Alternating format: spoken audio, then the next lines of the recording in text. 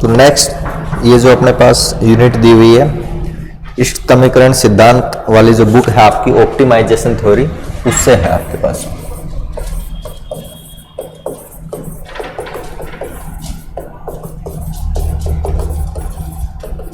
ठीक है, अगर हम आरआर अलवर की बात करें, सुबोध में तो नहीं है, खैर सुबोध में तो आपके जो है एलपीपी वाली जो प्रॉब्लम है वो प्रैक्टिकल में आ जाती है, और आरआर में अगर बात करें अलवर में, वहां पर पूरा का पूरा पेपर ही इस बुक से है अपने पास कंप्लीट, है ना। और बाकी अगर राजस्थान यूनिवर्सिटी की बात करें तो वहां पर इस बुक से अपने पास एक यूनिट कवर होती है अपनी जो पेपर है उसकी। ठीक है, तो ये जो बुक है जेपीएच की बुक आती है अपने पास, इष्ट समीकरण सिद्धांत ऑप्टिमाइजेशन थ्योरी।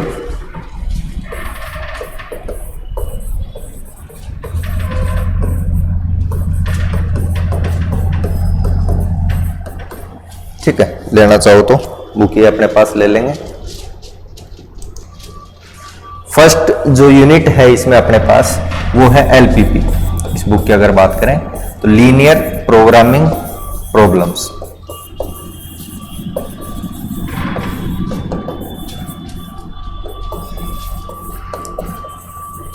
ठीक है, कैसे तो इनको फॉर्मुलेट करते हैं, फॉर्मुलेशन बनाते हैं, और इनका जो है graphical solution,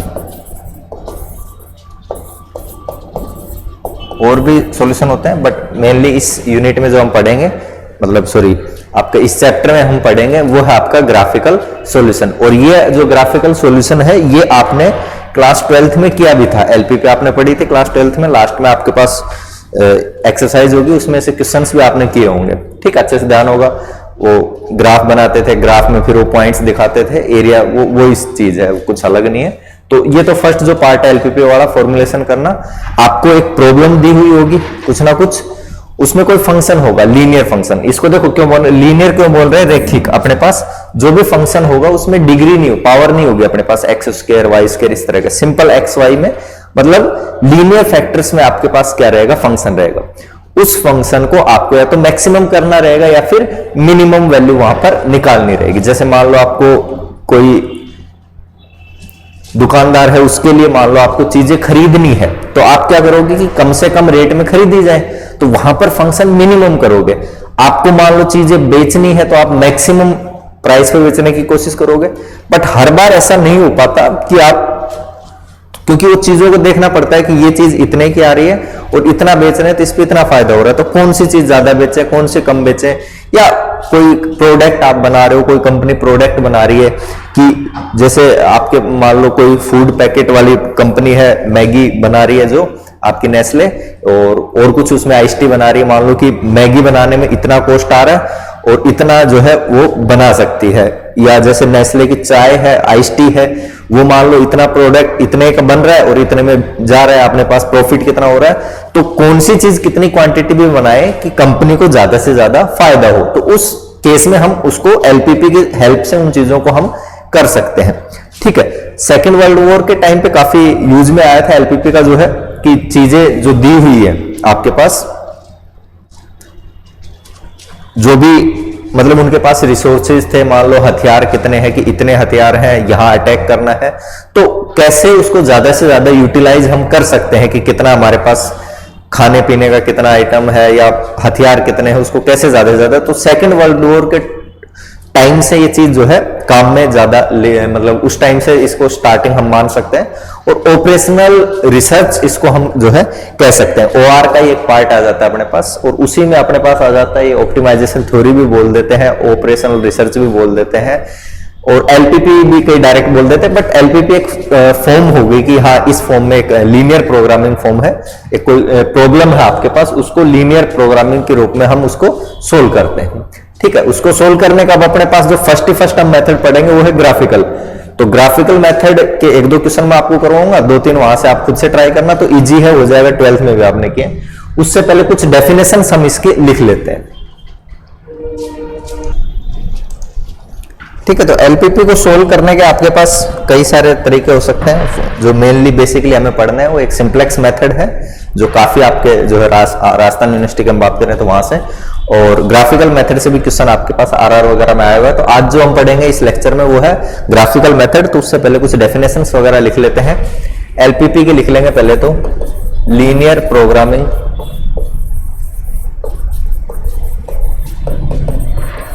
problems, in short इसको जो है एलपीपी आगे हम जो है लिखेंगे, रैखिक प्रोग्रामन समस्या।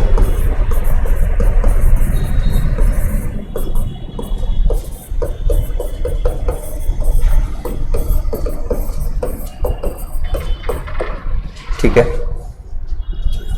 ए LPP is a linear programming problem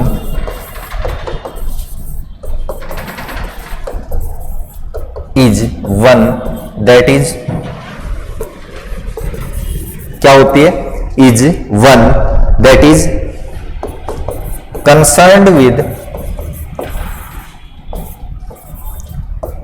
finding the optimal solution. ठीक है, ऑप्टिमल वर्ड इष्टतम जिसको हम बोलते हैं हिंदी में, to find the concern with finding the optimal value. अब ये ऑप्टिमल वैल्यू आपकी इष्टतम का मतलब है कि वांछित, जो हमें चाहिए एक्चुअल में, जो हमारी इच्छा है वो, उस चीज को हम ऑप्टिमल वैल्यू बोल रहे हैं। अब ऑप्टिमल वैल्यू आपकी मैक्सिमम भी हो सकती है, मिनिमम वैल्यू भी हो सकती है। क्यों सर? जैसे मान लो आपको किसी चीज को बनाना है तो आप क्या चाहोगे कि मेरा कम से कम कॉस्ट लगे, तो उस टाइम पे जो फंक्शन होगा उसको आप मिनिमम करोगे।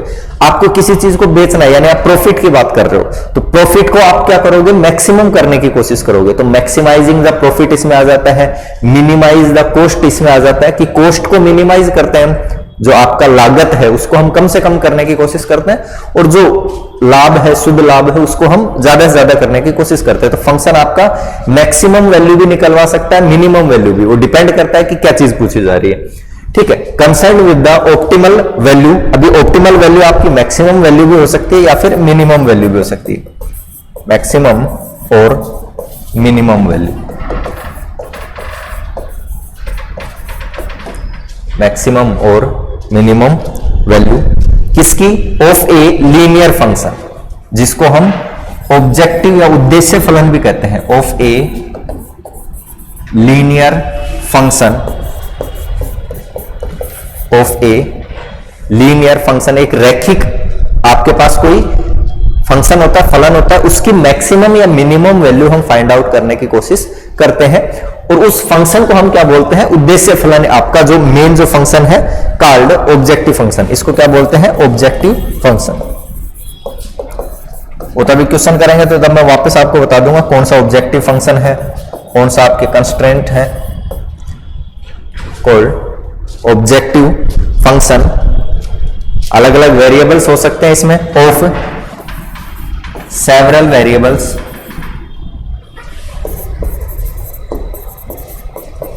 फॉर एग्जाम्पल से x एंड y। ठीक है, x1 y, x1 x2 x3 इस तरह से भी लिखा हुआ हो सकता है, x y z भी लिखा हो सकता है। तो वेरिएबल्स अपने पास अलग अलग हो सकते हैं, नॉर्मली जैसे हम x और y लेते हैं उस केस में। साथ में कुछ कंडीशंस होती हैं, सब्जेक्ट टू द कंडीशंस,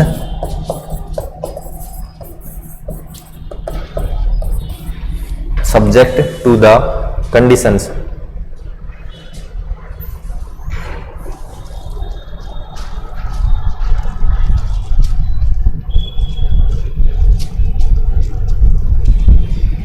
पहले एक होती है that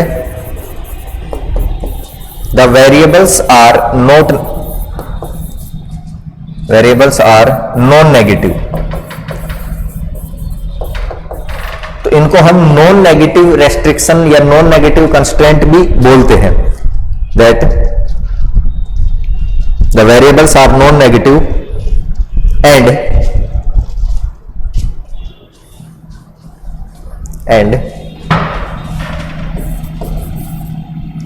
constraint are non-negative and satisfy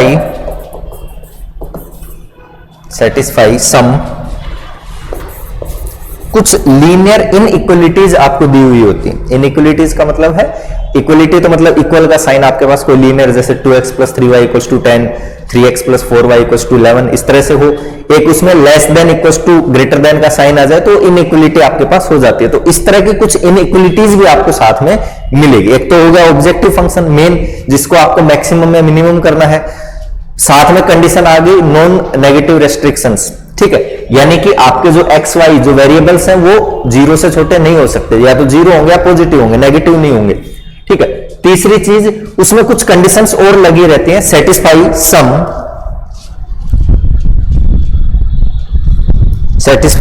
सम या सेटिस्फाई ए सेट कह सकते हैं हम, काफी सारी होते हैं अपने पास। Satisfy a set of linear inequalities,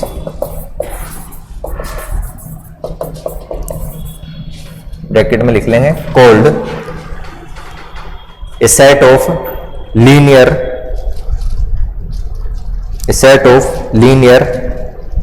inequalities. क्या बोलते हैं इनको? लीनियर कंस्ट्रेंट्स बोलते हैं, called linear constraints,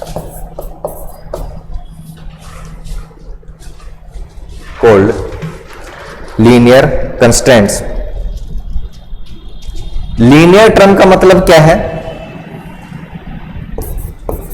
the term linear implies कि जितने भी फंक्शन आपके पास यहां पर दिए हुए होंगे वो सिंगल पावर में होंगे। अपने पास x है, y है, जो वेरिएबल्स हैं उनकी पावर एक से ज्यादा नहीं होगी, x², x³ इस तरह के टर्म्स नहीं मिलेंगे अपने को। सिंगल पावर में जो है फंक्शन पूरा का पूरा मिलेगा, ठीक है, यानी उनकी कोई मल्टीप्लाई की टर्म भी इस तरह की नहीं होगी अपने पास। The term linear implies that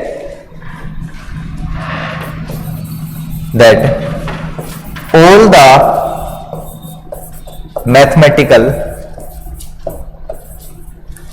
the term, सही से दिख रहा है ना नीचे, the term linear implies that all the mathematical relations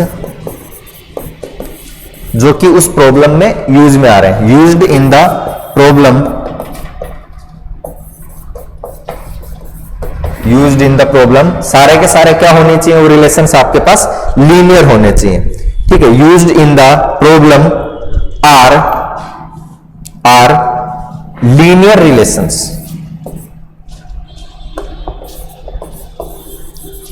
are linear relations, are linear relation while the term, और एक टर्म और हम काम में ले रहे हैं, programming, while the term programming. इसका क्या मतलब है कि उस प्रॉब्लम को हम जो है एक स्पेसिफिक एक प्रोग्राम वहां पर बना रहे हैं। जैसे मैं उसमें आप बात करते हैं कंप्यूटर वगैरह में, तो आपने स्पेसिफिक प्रोग्राम बना दिया कि जैसे आपने वैल्यूज पुट की, आपके पास रिजल्ट आ गया कि हाँ ये चीज हम करेंगे तो आपके पास सही से लाभ हो जाएगा, या आपका जो कॉस्ट की बात करें तो मिनिमम कॉस्ट इस केस में आएगा। तो आपने स्पेसिफिक एक प्रोग्राम ऐसा बना दिया, तो उस प्रॉब्लम को फॉर्मुलेट करना, उसको एक मैथमेटिकल फॉर्म देना, वो चीज अपने पास प्रोग्रामिंग में आ जाती है। ये आपको एक्चुअल में करना क्या है? प्लान ऑफ एक्शन भी जिसको हम कह सकते हैं। While the term programming refers to the, इसका क्या मतलब है? While the term programming refers to the method of determining, कि उस तरीके को कैसे हम उस चीज को, उस पार्टिकुलर प्रोग्राम या प्लान ऑफ एक्शन को कैसे डिटरमाइन करते हैं, उस चीज को रेफर करता है क्या? प्रोग्रामिंग, ये जो वर्ड है वो। मेथड ऑफ डिटरमाइनिंग ए कोई स्पेसिफिक या पार्टिकुलर प्रोग्राम, और ऐसा कह सकते हैं प्लान ऑफ एक्शन, और प्लान ऑफ एक्शन कि कैसे हमें एक्ट करना है, क्या हमें करना है, तब हमें ज्यादा से ज्यादा फायदा होगा। उस चीज को डिटरमाइन करने का, वो चीज अपने पास प्रोग्रामिंग वर्ड जो है उस चीज को एक तरह से दिखाता है। मेनली जो आपकी जनरली जो आपकी लीनियर प्रोग्रामिंग प्रॉब्लम होती है वो 3 पार्ट्स में डिवाइड होती है, जैसे हम उसको मैथमेटिकल फॉर्म में लिखते हैं तब की बात कर रहा हूं। ठीक है, सबसे पहले आपके पास ऑब्जेक्टिव फंक्शन आ जाएगा, उद्देश्य फलन, जिसको आपको मैक्सिमम या मिनिमम करना होता है। ठीक है, लीनियर ही होगा, सारी जो टर्म्स है वो सारे लीनियर में होंगे। एक्स वाई की उनकी जो या x1 x2 है उनकी पावर्स आपके पास नहीं होंगी, सिंगल पावर में आपके पास होंगे। ठीक, ऑब्जेक्टिव फंक्शन होगा जिसको मैक्सिमम या मिनिमम आपको करना है। कॉस्ट क्या, वो तो देखना है कि आपको कॉस्ट पूछा जा रहा है या आपसे प्रॉफिट पूछा जा रहा है, तो उसके अकॉर्डिंग आप करोगे। ठीक है, फिर आपके पास कंस्ट्रेंट आ जाते हैं, रेस्ट्रिक्शन भी उसको बोल देते हैं कि ये आपके पास उस पे मतलब जैसे मैंने ये बोल दिया कि आपको जैसे आप 5 आपके पास कांच के गिलास है, 5 आपके पास स्टील के गिलास है। ठीक है, लेकिन मतलब कोई कंपनी है जो बना रही है, ठीक है, कि कांच का गिलास हम बनाते हैं 2 रुपए का बनाते हैं, 5 का बेचते हैं, 3 रुपए का फायदा होता है।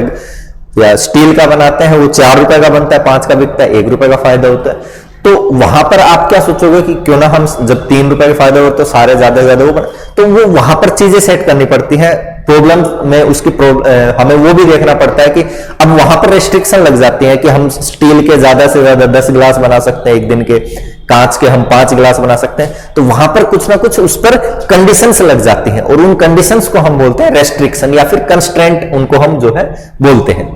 तो उनकी बात कर रहा है। ठीक है, तो अब ये जो जनरल टर्म्स है इनका एक बार और हम डेफिनेशंस इनको लिख लेते हैं और आपका जो है फिर काम हो जाएगा।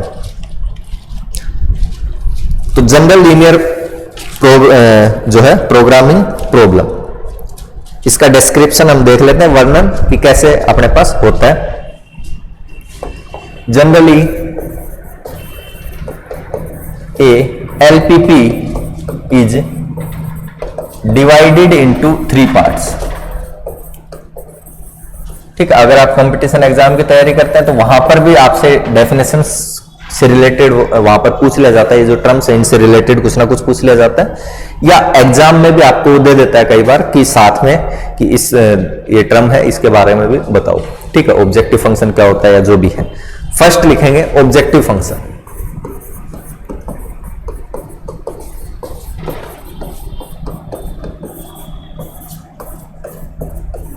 उद्देश्य फलन।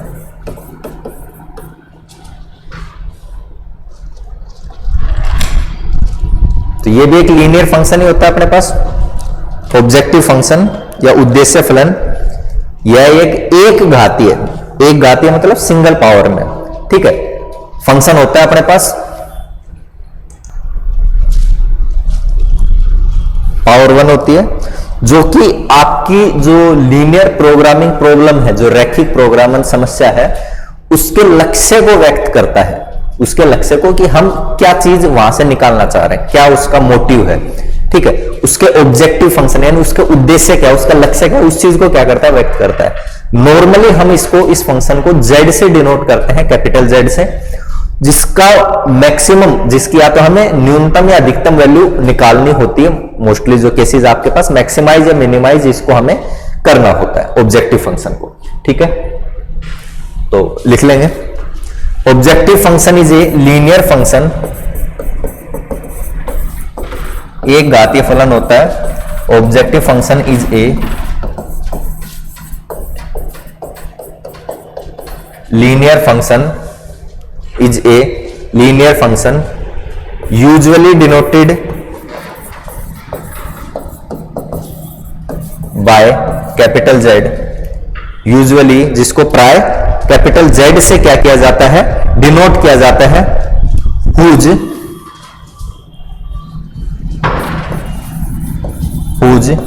Value is to either minimised और मैक्सिमाइज्ड। स्पेलिंग थोड़ी सी देख लेना, जिसकी वैल्यू या तो हमें मैक्सिमम करनी होती है या फिर मिनिमाइज्ड उसको जो है वैल्यू को करना होता है। Whose value is to be either minimised और मैक्सिमाइज्ड। वो डिपेंड करता है कि आपके कंस्ट्रेंट या फंक्शन जो है क्या दिया हुआ है। डिपेंड्स या सब्जेक्ट टू द वो किस पे डिपेंड करता है? Subject to the constraints of given LPP. जो भी आपको लीनियर प्रोग्रामिंग प्रॉब्लम दी हुई है उसके जो रेस्ट्रिक्शंस हैं, जो कंस्ट्रेंट हैं, उसके अकॉर्डिंग हमें उसको मैक्सिमाइज या मिनिमाइज करना होता है। यानी इसका जो वैल्यू है उसको हमें क्या करना होता है, या तो अधिकतम मान या न्यूनतम मान, निम्नतम मान इसका z का हमें प्राप्त करना होता है मोस्टली केसेस में। ये आपके पास हो जाता है ऑब्जेक्टिव फंक्शन, उद्देश्य फलन। फर्स्ट पार्ट ये हो जाता है इसमें। सेकंड इसमें लिख लेंगे कंस्ट्रेंट्स और रेस्ट्रिक्शन भी इसको हम कह सकते हैं, वयोवरोध। ठीक है, रेस्ट्रिक्शन यानी वयोवरोध, प्रतिबंध भी इसको कह सकते हैं, प्रतिबंध या फिर वयोवरोध। ठीक है, the linear inequalities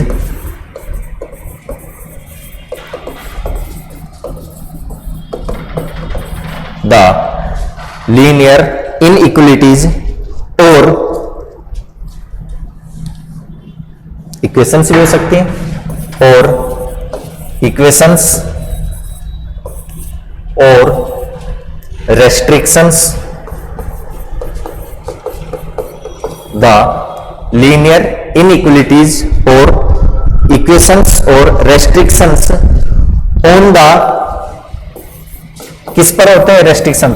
on the variables of a linear programming problem. जो उसके वेरिएबल्स हैं उन पर कुछ रेस्ट्रिक्शन लगी हुई होती हैं। On the variables of a linear programming problem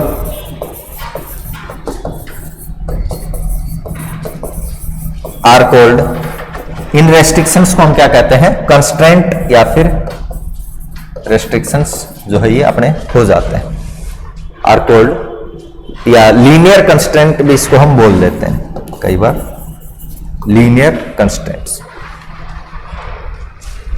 normally constraint भी कह सकते हैं क्योंकि सारी चीजें जो लीनियर में चल रही हैं तो उसकी तो कोई बात इतनी होगी भी नहीं।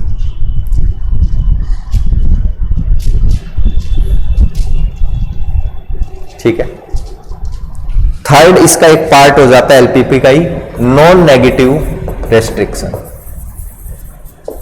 नॉन नेगेटिव कंस्ट्रेंट्स, ऋणेतर प्रतिबंध। जो वेरिएबल्स आपकी एलपीपी में यूज्ड हो रहे हैं वो या तो जीरो होंगे या पॉजिटिव होंगे, नेगेटिव नहीं होंगे। ठीक है, इसी कंडीशन को हम जो है नॉन नेगेटिव कंस्ट्रेंट में कंसीडर करते हैं। Variables used in objective function,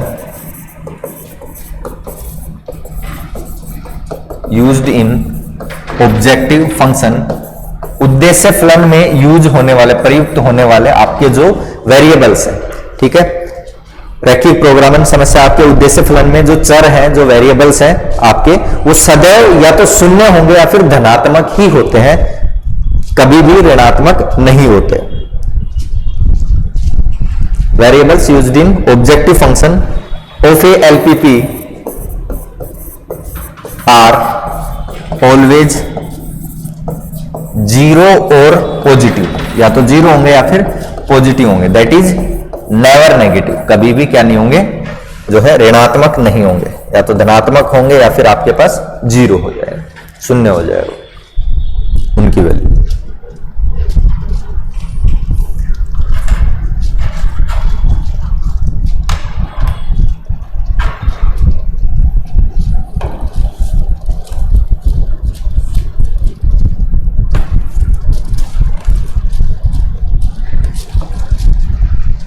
ठीक है, तो इन्हीं चीजों को मिलाकर अगर हम मैथमेटिकल मॉडल लिखें किसी एलपीपी का, तो वो कुछ कैसा रहेगा दिखने में? Of a linear programming problem. ठीक है, गणितीय स्वरूप उसको हम कह सकते हैं किसी रैखिक प्रोग्रामन समस्या का गणितीय स्वरूप कि मैथमेटिकल फॉर्म में वो कैसी अपने पास दिखेगी, कैसा अपने पास फंक्शन रहेगा। तो कुछ इस तरह का रहेगा अपने पास ऑप्टिमाइज जेड। ठीक है, अब ये कई बार आपके पास ऐसे लिखा होगा मैक्सिमम जेड या फिर मिनिमाइज जेड। ठीक है, तो ऑप्टिमाइज में दोनों ही आ गए, मैक्सिमम मिनिमम दोनों ही आ गए एक तरह से कि उस फंक्शन को हम ऑप्टिमाइज करना चाह रहे हैं, उसकी ऑप्टिमल वैल्यू या इष्टतम वैल्यू हम निकालना चाह रहे हैं। इष्टतम का मतलब जो हमारी इच्छा है, अब आपकी इच्छा मैक्सिमम की है तो मैक्सिमम हो जाएगा, मिनिमम की है तो मिनिमम हो जाएगा। तो ऑप्टिमाइज करना होता है हमें जेड को, जहां पर जेड अपने पास कुछ c1 x1 plus c2 x2 plus c3 x3 and so on, इस तरह का कुछ प्रॉब्लम अपने पास हो जाती है। अब वेरिएबल्स अपने पास रहेंगे cn xn, n वेरिएबल्स में मान लो ये अपने पास आ गए। ठीक है, cn xn, साथ में कुछ कंडीशंस मिलेंगी सब्जेक्ट टू द कंडीशन।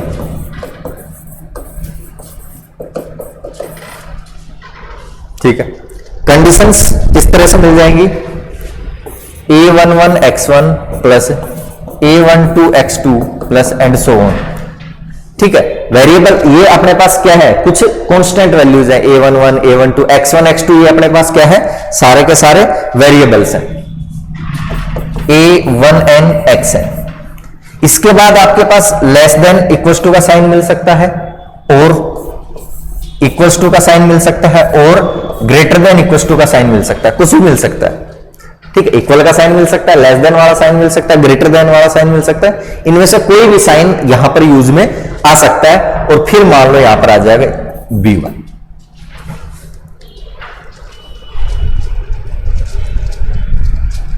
ठीक है, ऐसे ही फिर a21 x1, दूसरी कोई इक्वेशन होगी 22 x2 and so on a2n xn, और उसमें भी इक्वल्स टू या फिर लेस देन या फिर ग्रेटर देन कोई एक साइन काम में आएगा b2 एंड सो ऑन। इस तरह से इक्वेशंस चलती ही जाएंगी। मान लो m इक्वेशंस आपको दी हुई है। ठीक है, तो a m1 x1 plus a m2 x2 plus and so on a mn xn और इक्वल्स टू कोई भी साइन काम में आ जाएगा bm।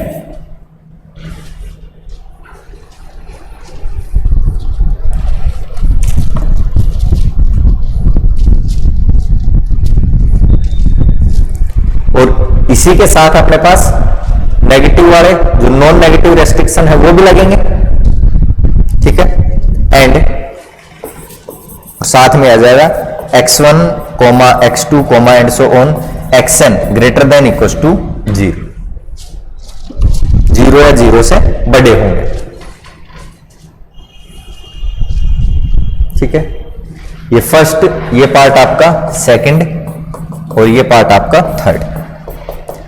तो ये तो होता है अपने पास ऑब्जेक्टिव फंक्शन, उद्देश्य फलन जिसको आप कह रहे थे, जिसको मैक्सिमम या मिनिमम आपको करना होता है, ये होता है आपका ऑब्जेक्टिव फंक्शन।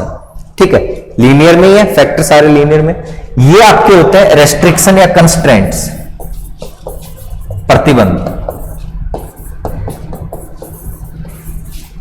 ठीक है, और ये आपका आ जाता है नॉन नेगेटिव रेस्ट्रिक्शंस या नॉन नेगेटिव कंस्ट्रेंट। ठीक है भाई, सारे के सारे वेरिएबल्स आपके क्या होने चाहिए, पॉजिटिव या 0 से बड़े। x1 x2 x3 ये सारे क्या है अपने पास वेरिएबल्स हैं। हेयर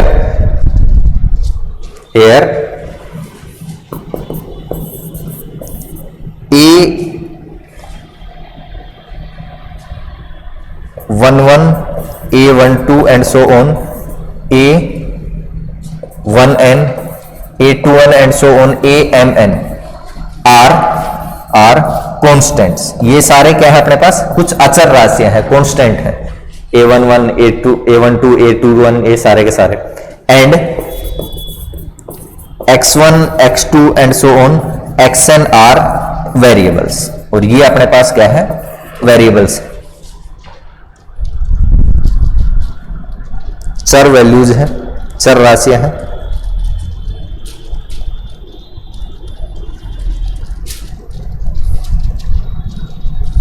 इसी चीज को हम दूसरे तरीके से ऐसे भी लिख सकते हैं, और करके लिख लेंगे। ठीक है, ये जो अभी आपने लिखा है मैक्सिमाइज, मिनिमाइज, जेड, ये सारी की सारी चीजें, इसी को अगर हम मैट्रिक्स फॉर्म में लिखें इस तरह से लिख सकते हैं, optimise z equals to C X, z equals to C X, such that A X, A into X, यहां पर अब ये मैं बताऊंगा अभी ए बी सी अपने पास क्या है, लेस देन का साइन आ सकता है और इक्वल्स टू का और ग्रेटर देन का B, and X greater than equals to 0, where. अब बात करते हैं सी की, तो सी आपके पास हो जाएगा C1 C2 C3 जितने भी अपने पास जो थे कांस्टेंट, वो C1 C2 and so on Cn। ठीक है, इस तरह से, या इस तरह से भी लिख सकते हैं इसको मैट्रिक्स फॉर्म में अगर बात करें तो, कि ये अपने पास रो मैट्रिक्स है। x की बात करें तो x आपके पास ये हो जाएगा x1 x2 and so on xn, यानी कि कॉलम मैट्रिक्स। देखो अब c इंटू एक्स करोगे, मल्टीप्लाई करोगे, तो ऐसे ही तो करते हो आप। मान लो ये C1 C2 and so on Cn, ये मैट्रिक्स है और इसको इससे मल्टीप्लाई करवा रहे हैं, x1 x2 and so on xn, ये तो 1 क्रॉस n और ये n क्रॉस 1 की मैट्रिक्स है अपने पास।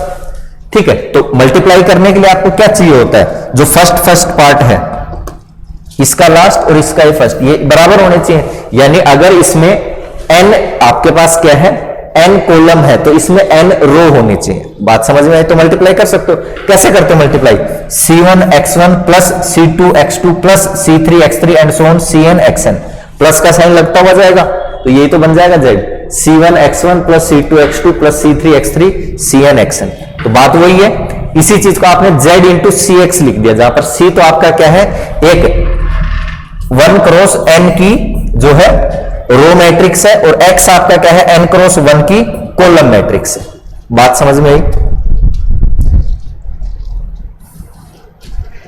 कैपिटल A की बात करें तो ये अपने पास क्या हो जाएगी बताओ, कैपिटल A ये हो जाएगी, ये भी मैट्रिक्स है, कौन सी, A11 A12 and so on A1n, A21 A22 and so on A2n and so AM1 AM2 and so on AMN। ठीक है, ये वाली मैट्रिक्स हो जाएगी, और इसको जब x से मल्टीप्लाई करोगे, x आपकी कौन सी है, ये वाली तो है, इसको जब इससे मल्टीप्लाई करोगे x1 x2 and so on xn, तो देखो क्या आएगा, वापस वही आएगा क्या, A11 x1 plus A12 x2 plus A13 x3, last में A1n xn, तो क्या यही बनेगी क्या, A11 x1 A12 x2 an equals to क्या आएगा, B1। तो अब अपने पास ये जो मैट्रिक्स बच गई कौन सी, ये वाली B, ये कौन सी मैट्रिक्स हो जाएगी, एंड B ये हो जाएगी आपकी capital B equals to B1 B2 and so on Bn। कोई डाउट इसमें, तीनों को लिख लेंगे, x ये हो जाएगा, B ये हो जाएगा, C ये हो जाएगा, और A ये हो जाएगी आपकी A11 A12 and so. Matrix form में लिखें तो इस तरह से हम इसको हम लिख सकते हैं।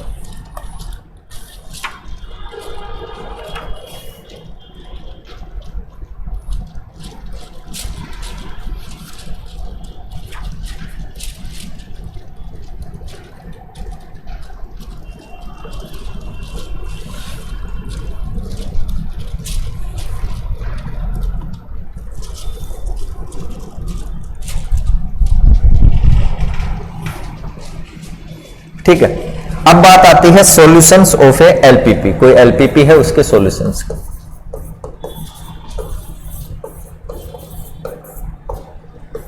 फर्स्ट इसी में आ जाता है अपने पास, एक तो फिजिबल सॉल्यूशन, एक आ जाता है ऑप्टिमल सॉल्यूशन।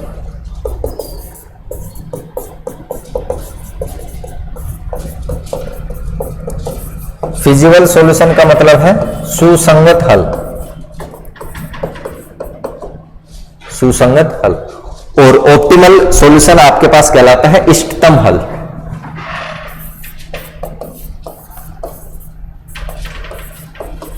सुसंगत हल का मतलब है कि जो जो आपके पास कंडीशंस दिए हुए, कंस्ट्रेंट दिए हुए हैं फंक्शन, तो उनको कंस्ट्रेंट को सेटिस्फाई करने वाली जो जो वैल्यूज हैं उनका जो सेट बनेगा वो पूरा का पूरा आपका फिजिबल सॉल्यूशन कहलाएगा। और जो हम ग्राफ बनाएंगे तो उसमें जो ग्राफ बनेगा कि हाँ ये पॉइंट से ये इसको सेटिस्फाई कर रहे हैं, वो आपका फिजिबल रीजन, फिजिबल एरिया कहलाता है। ठीक है, तो वो तो सुसंगत क्षेत्र, उसको फिजिबल रीजन हम जो है बोलते हैं, वो तो बात होगी। वो उसमें से वो वाली वैल्यू जो उसका ऑप्टिमल सॉल्यूशन दे रही हो, उस ऑब्जेक्टिव फंक्शन को सेटिस्फाई कर रही हो। यहां तक क्या हो रहा था कि कंस्ट्रेंट को सेटिस्फाई कर रही है, लेकिन ऑब्जेक्टिव फंक्शन को सेटिस्फाई नहीं कर रही। ऑब्जेक्टिव फंक्शन का मतलब कि उसको हम मैक्सिमाइज करना चाह रहे हैं या मिनिमाइज करना चाह रहे हैं, उस चीज को जो सेटिस्फाई कर रही है। अगर मैक्सिमाइज करना चाह रहे हैं तो जो वैल्यू, एक से ज्यादा भी हो सकती है, कोई ऐसा जरूरी नहीं है, कि जो जो वैल्यूज उसको मैक्सिमाइज कर रही हैं, जो मैक्सिमम वैल्यू जहां पर मिल रही है, वो उसका इष्टतम हल हो जाएगा, ऑप्टिमल सॉल्यूशन हो जाएगा। ठीक है, बात समझ में आई? तो डेफिनेशंस लिख लेंगे पहले तो एक बार। A set of values of variable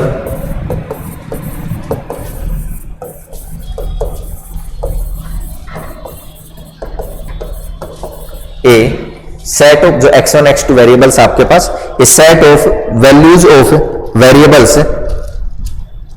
कौन से वेरिएबल्स? ये वाले x वाले, मान लो x1 x2 and so on xn, ये जो वेरिएबल्स हैं इनकी बात कर। A set of values of variables which satisfy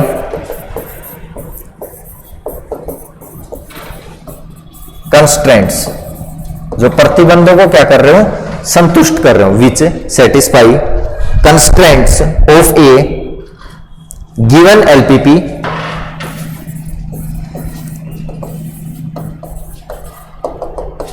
is called feasible solution.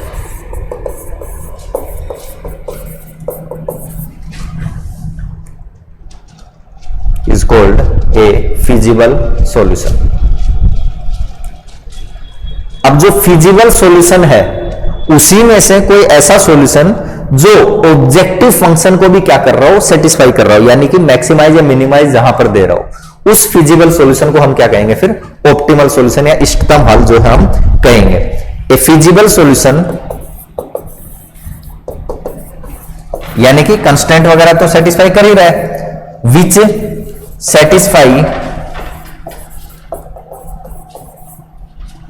Satisfy objective function,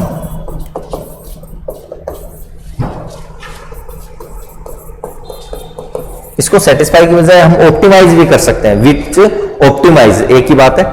A feasible solution which satisfy the given objective function is called a optimal solution, is called an optimal solution. A feasible solution which satisfy given objective function is called an optimal solution. Is called an optimal solution.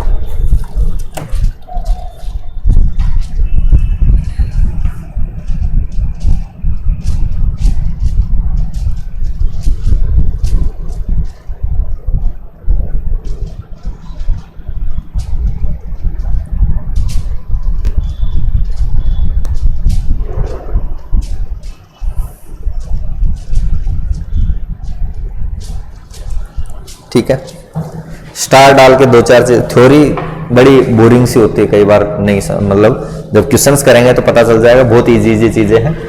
ठीक है, but चीजों को लिखना भी जरूरी है। जब एक बार क्वेश्चन करोगे तो फिर ये चीजें आराम से बहुत अच्छे से समझ में आ जाएंगी, बहुत इजी सी चीजें, ज्यादा कुछ है नहीं। स्टार डाल के दो चार चीजें और लिख लेंगे इसमें। इन case of graphical method,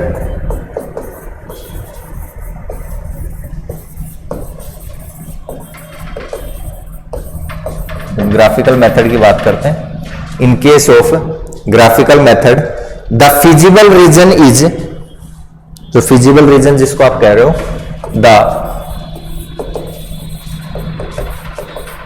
feasible region is, ये क्या होता है basically?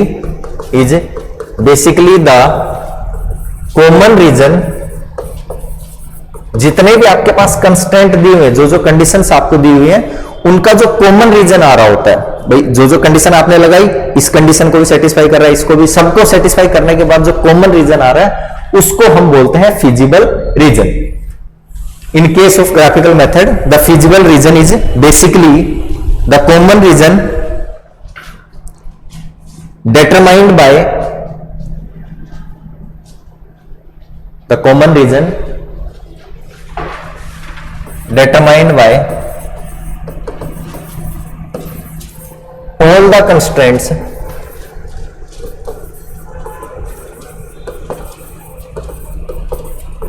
including non negative constraints. तो नॉन नेगेटिव कंस्ट्रेंट से उसकी भी कंडीशन है ना, इसमें आ जाएगी, वो भी सेटिस्फाई कर रहे हो और जो रेस्ट्रिक्शन आपको दिए हुए हैं वो भी सारे सेटिस्फाई हो रहे हो, तो वो जो कॉमन रीजन बनेगा, जो कॉमन एरिया बनेगा, जो इन सभी कंडीशंस को सेटिस्फाई कर रहा है, इन सारे non negative constant, that is X Y आपके ग्रेटर देन 0, वो वाली कंडीशन जो थी, ठीक है, या से ऐसे लिख लो, say X and Y greater than 0, X comma Y of an LP, ठीक है।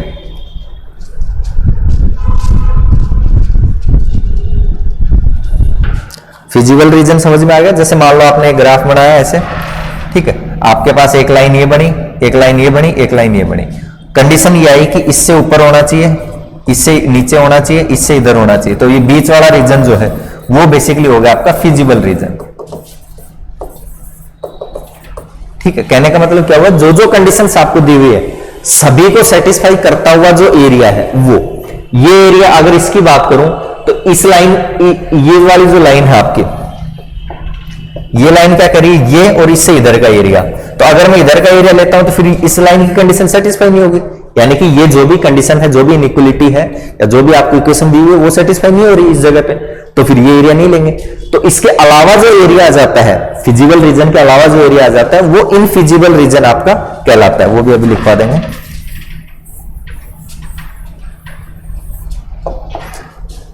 ठीक है। नेक्स्ट इसी में लिख लेंगे, each point in the feasible reason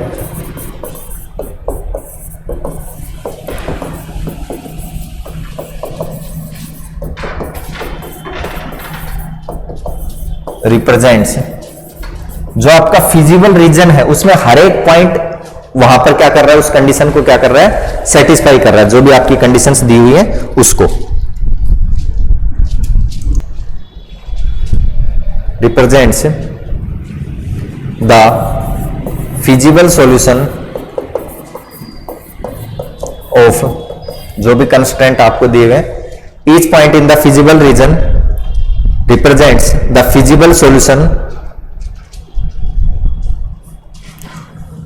of the constraints, therefore इसलिए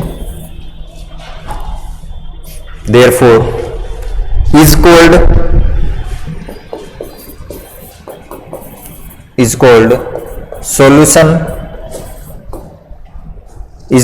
solution a feasible reason for the problem।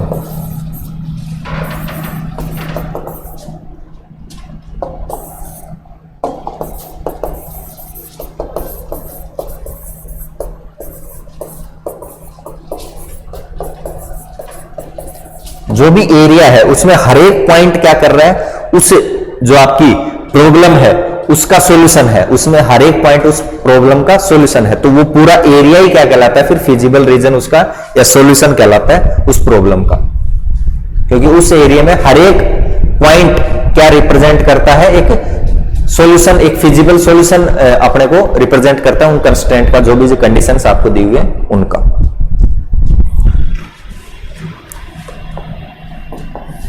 Next लिखेंगे, इसके अलावा जो एरिया बच जाता है, ठीक है, the region apart from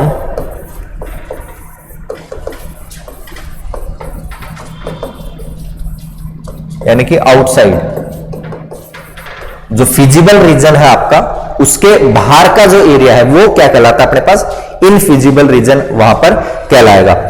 the feasible region is called the region apart from the feasible reason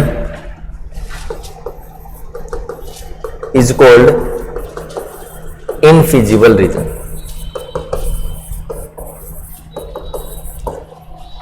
सुसंगत हल के अलावा जो एरिया होता है वो आपका जो है बाहर का जो area,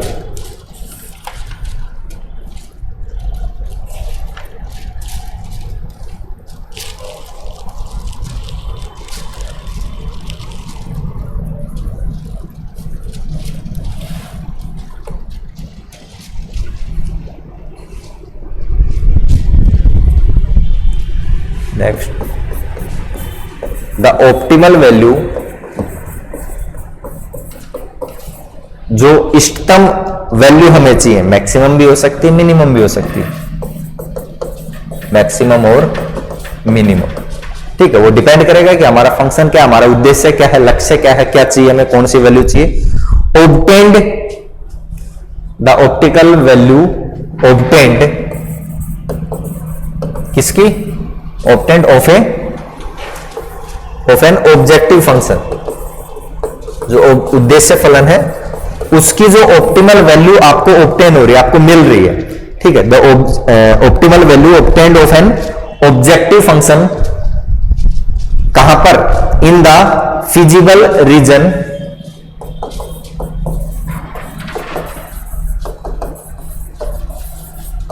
in the feasible reason at any point,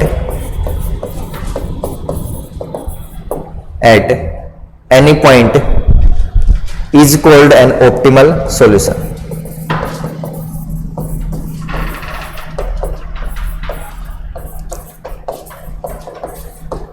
is called an optimal solution।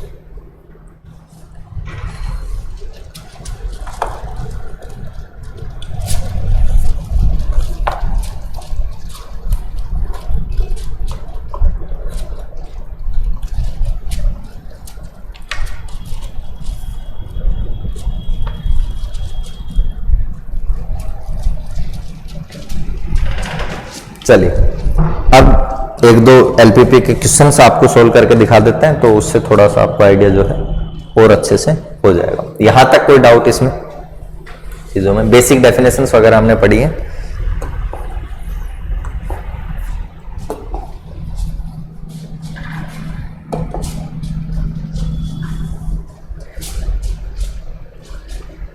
Example 3 है आपकी बुक में, जेपीएच में।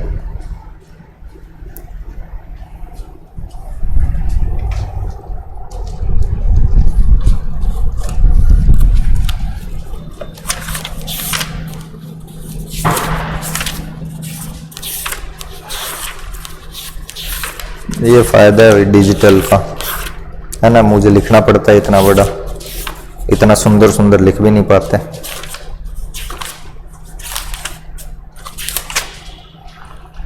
ये सुबोध में आया हुआ है 2014 में अपने पास, ठीक है। कोटा में भी 2015 में आया है कि जो बूढ़ी मुर्गियां हैं वो 2 रुपए प्रति मुर्गी, और जो जवान मुर्गियां वो 5 रुपए प्रति मुर्गी के दर से क्रय की जा सकती है, यानी कि खरीद सकते हैं। Old hands can be boat, खरीद सकते हैं ₹2 ईच, एंड जो यंग वंस है वो ₹5 ईच, ठीक है। जो जवान मुर्गियां हैं वो 5 रुपए के हिसाब से हम, एक मुर्गे के हिसाब से हम खरीद सकते हैं, बूढ़ी वाली 2 रुपए के हिसाब से हम खरीद सकते हैं। बूढ़ी मुर्गियां एक सप्ताह में 3 अंडे देती हैं और जवान मुर्गियां एक सप्ताह में 5 अंडे देती है। द ओल्ड हैंस ले 3 eggs, ओल्ड वाली 3 अंडे एक हफ्ते में, वीक, और यंग वाली 5 egg पर वीक ईच, ठीक है, हर एक देती है। और हर एक जो अंडा है, एग है, उसकी वैल्यू क्या है, जो उसकी वर्थ है वो है 30 पैसा, 30 पैसे का बिकता है अपने पास, प्रत्येक अंडे का मूल्य 30 पैसे है। एक मुर्गी को एक सप्ताह में खिलाने का व्यय 1 रुपए होता है, यानी उसको फीडिंग, उसका चार्ज, ए हैन कॉस्ट ₹1 पर वीक, बूढ़ी वाली को भी वही उतना ही खिलाना पड़ता है, जवान को भी उतना ही खिलाना पड़ता है, ₹1 per week to feed. There are only 80 available to spend on purchasing, यानी कि केवल 80 रुपए। अब ये कंडीशंस लगना स्टार्ट होंगे कि हमारे पास मुर्गियां खरीदने के लिए, केवल खरीदने की बात करें, खरीदने के लिए केवल 80 रुपए अवेलेबल है। ठीक है, कि आप कितनी भी खरीदो, चाहे छोटी मतलब जवान वाली खरीदो, बूढ़ी वाली खरीदो, लेकिन मैक्सिमम 80 रुपए से ज्यादा अपने पास नहीं है, वहां तक हम खरीद सकते हैं। And it is not possible to house more than 20 hens at a time, कि एक समय पर 20 से ज्यादा मुर्गियों को हम वहां पर नहीं रख सकते, इतनी जगह अपने पास नहीं है। ज्यादा से ज्यादा यानी कि आप बूढ़ी जवान जो भी मुर्गी ले रहे हो, वो ज्यादा से ज्यादा आप 20 वहां पर रख सकते हो। एक कंडीशन ये भी लग गई। तो ये कंडीशंस हमारे पास आ जाती हैं। और एक समय में 20 से ज्यादा मुर्गियों को रहने का स्थान उपलब्ध नहीं है। रैखिक प्रोग्रामन समस्या को सूत्रित कीजिए। इस समस्या को आलेख विधि से, ग्राफिकल मेथड से हल करते हुए ज्ञात कीजिए कि प्रति सप्ताह अधिकतम लाभ के लिए किस किस्म की कितनी मुर्गियां क्रय की जाए, कि हर हफ्ते ज्यादा से ज्यादा अपने पास अर्निंग हो, ज्यादा से ज्यादा लाभ हो, उसके लिए कौन सी मुर्गी हम खरीदें। Formulate the linear programming problem, इसको फॉर्मुलेट कीजिए, सोल्व कीजिए ग्राफिकल मेथड से, और फाइंड आउट कीजिए कि how many of each kind of hens should be bought in order to have the maximum profit per week. हर हफ्ते ज्यादा से ज्यादा प्रॉफिट हो, हमें इसके लिए जो है किस मतलब कौन सी बूढ़ी वाली कितनी खरीदनी चाहिए, जवान वाली मुर्गियां कितनी खरीदनी चाहिए, ये चीज यहां पर ये कह रहा है। कोई डाउट इसमें? क्वेश्चन समझ में आ गया? चलिए सॉल्यूशन पे आते हैं। अब ये तो आपका लिखा हुआ, अब इसको हम मैथमेटिकल फॉर्म में, जैसे वो मैक्सिमाइज जेड, मिनिमाइज जेड, उस तरह से हम इसको जो है सोल्व करेंगे। बात समझ में आई? तो सबसे पहले तो हम मान लेते हैं let number of old hands bought equals to X and let number of young hands bought. माना कि बूढ़ी मुर्गियां तो कितनी खरीदी है, एक्स खरीदी है, और जवान मुर्गियां कितनी खरीदी है, वाई खरीदी है। ये हमने मान लिया। कोई दिक्कत इसमें? लास्ट में आपको ये तो पता करना है कि भाई कौन सी कितनी खरीदी है, यानी एक्स और वाई की वैल्यू चाहिए हमें, ऑप्टिमल वैल्यू। बाकी जो कंडीशंस है, ऑप्टिमल वैल्यू, अब आपके जो फंक्शन है, मुर्गियां जो नंबर है, मान लो भाई एक्स आपने जवान वाली खरीदी, वाई आपने बूढ़ी वाली खरीदी, सॉरी ये आपने एक्स तो बूढ़ी वाली खरीदी, वाई जवान वाली खरीदी। अब ये 0 से नेगेटिव तो हो नहीं सकता कि आपने -5 मुर्गियां खरीद ली, है ना, -2 खरीद ली। Number of hands can not be negative. भैया तो आप ये हो सकता है कि आपने एक भी नहीं खरीदी जवान वाली, तो 0 हो सकता है, या आपने 2 खरीदी, 3 खरीदी, तो पॉजिटिव होगा, नेगेटिव तो नहीं होगा। ठीक है, since number of hands can not be negative,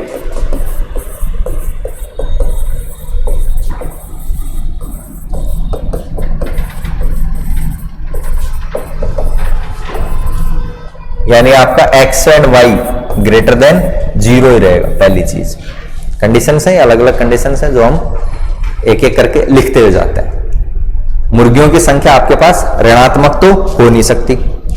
एक साथ हम ज्यादा से ज्यादा कितनी मुर्गियां हाउस कर सकते हैं? 20 हैंड्स एट ए टाइम, ज्यादा से ज्यादा 20 मुर्गियां आप रख सकते हो। मान लो आपने बूढ़ी वाली एक्स खरीद ली, जवान वाली वाई खरीद ली, जितनी भी खरीद ली, 5, 10, 15, 20, टोटल मिला के आप 20 से ज्यादा तो नहीं रख सकते। ठीक है, as we can not house more than 20 hands at a time, that is, इसका मतलब x प्लस वाई ज्यादा से ज्यादा आपका क्या हो सकता है? 20 या 20 से कम ही आपके पास होना चाहिए। उससे ज्यादा तो आप हाउस में रख ही नहीं सकते, उनको इन हाउस नहीं कर सकते। नंबर 2 एक कंडीशन ये आ गई। रेस्ट्रिक्शन है, अलग अलग रेस्ट्रिक्शन हम निकालते हुए जाएंगे, जो जो कंडीशंस आपको दी हुई है वहां से अपने पास चीजें आ जाएंगी। कॉस्ट ऑफ ओल्ड हैंड, बूढ़ी वाली को खरीदने के 2 रुपए, जवान को 5 रुपए, ₹2 फॉर ईच, या ऐसे कर दो cost of each old hand,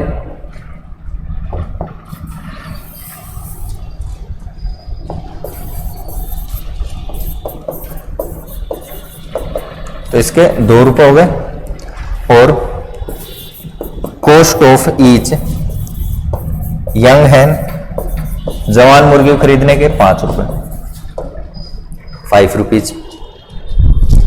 यानी आपके टोटल कॉस्ट कितना हो गया? मान लो आपने एक्स खरीदी, कौन सी? ओल्ड वाली। रेट क्या है? 2 का।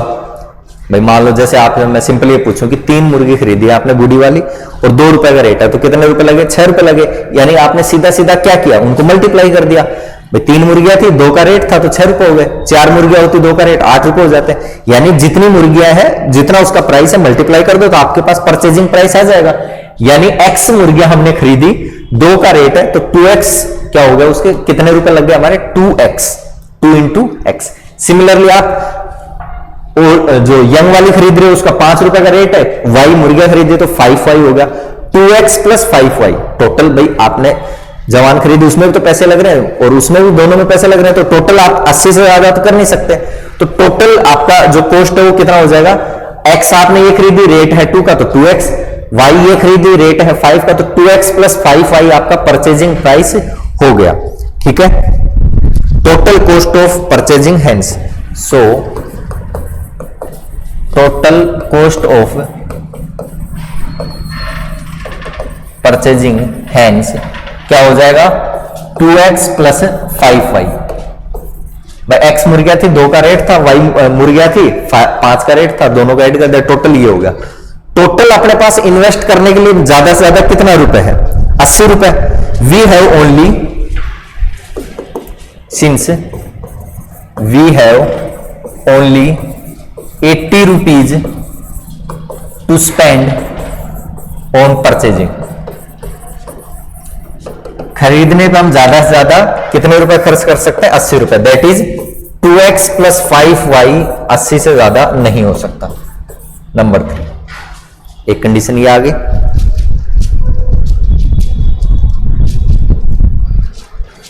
और आगे पढ़ते हैं। ये हो गया, ये हो गया। बूढ़ी वाली मुर्गी 3 अंडे देती है हफ्ते के, जवान वाली 5 अंडे देती है। Number of eggs given by old hen per week. सारा जो खेल है पर वीक में चलेगा, क्योंकि आपको प्रॉफिट भी पर वीक में पूछ रहा है। नंबर ऑफ एग ओल्ड वाली कितने दे रही है? 3। और number of eggs given by young hen per week कितने हैं? 5।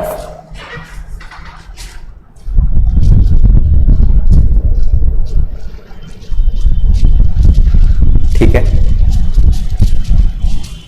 Old hence.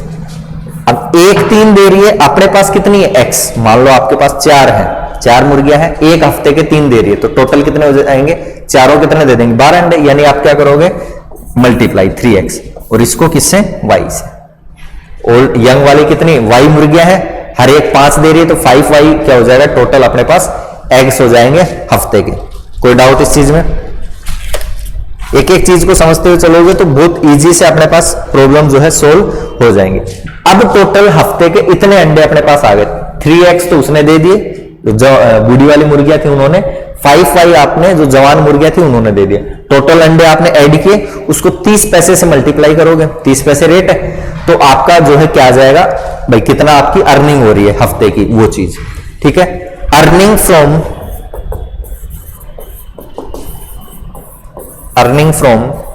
सेलिंग। कहां से आ रही है अर्निंग? आपकी अंडे बेचने से। Earning from selling of eggs in a week equals to क्या आ जाएगा? 3x plus 5y। ये तो टोटल अंडे हफ्ते के मिलेंगे हमें, और उसको इंटू 30/100 रुपीज। सारा खेल रुपीज में हो रहा है, तो वहां पे आपके पास क्या दिया हुआ था? पैसे दिए हुए थे 30 पैसे, तो अपॉन 100 कर देते हैं, इतने रुपए आपको मिलेंगे। अब खर्चा भी हो रहा है। क्वेश्चन को जब पूरी बन जाए तो एक बार वापस से हर एक टर्म को पढ़ लेना, एक एक लाइन को। 1 रुपए हफ्ते का खर्चा हो रहा है अपने पास। मुर्गियां कितनी है? x, और भाई बूढ़ी मुर्गियां कितनी है अपने पास, x मान लो 5 है, जवान मुर्गियां कितनी है, y मान लो 7 है, 5 और 7 टोटल 12, हर एक का 1 रुपए का आपका खर्चा है, ठीक है, तो यानी टोटल 12 रुपए का खर्चा हो गया, यानी कि x प्लस वाई आपका क्या हो जाएगा, खर्चा। बात समझ में आई। A hen cost for feed, उसको खिलाने का खर्चा ऑन फीड पर वीक, हर हफ्ते का, per week equals to 1 rupees. तो टोटल कॉस्ट अपना क्या आ जाएगा, टोटल कितनी मुर्गियां है, x तो वो है और y जवान वाली है, तो x plus y, so total cost of fed hens per week कितना आ जाएगा, x प्लस वाई रुपीज, इतने रुपए का खर्चा आ जाएगा। तो प्रॉफिट कितना होगा भाई, बेच आपका और कहीं से तो प्रॉफिट आ ही नहीं रहा, अंडे बेचने से आ रहा है, अंडे बेचने पे इतना हफ्ते का इतने के अंडे बिक रहे हैं अपने पास, इतना उसमें खर्चा आ रहा है, ठीक है, तो प्रॉफिट क्या होगा, इसमें से ये माइनस कर दे हर हफ्ते का profit. So total profit in a week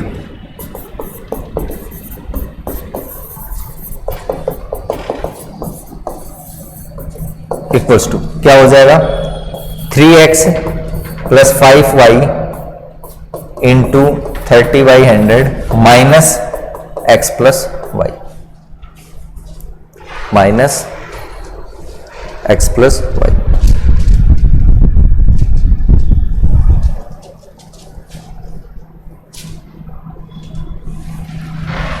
x वाली टर्म अगर बात करें तो 90/100 और -1, ये तो x के कोफिशिएंट हो गए।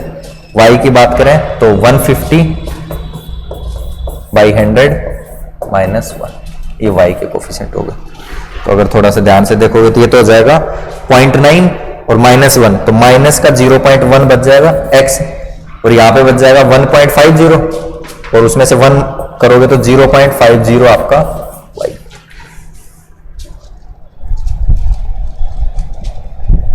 ठीक है, तो ये आपका आ गया z। अब इसको प्रॉफिट ही तो है, इसको आपको क्या करना है, प्रॉफिट को मैक्सिमम करना है, तो मैक्सिमम z आपको फाइंड आउट करना है, बेसिकली बात हो गई ये। तो अब इसको लिख लेते हैं मैथमेटिकल फॉर्म में। सो